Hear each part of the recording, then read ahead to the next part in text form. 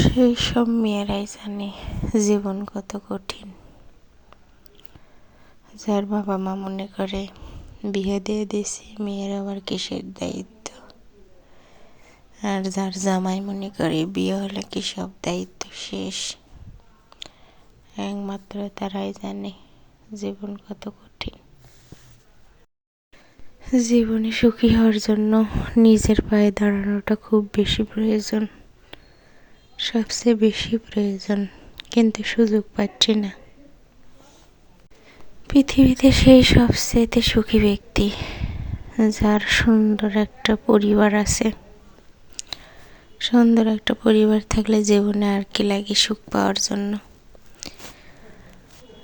আলহামদুলিল্লাহ, আল্লাহ সবার জীবনে নিজের পরিবার নিয়ে সুখে শান্তিতে থাকার তৌফিক দেখ।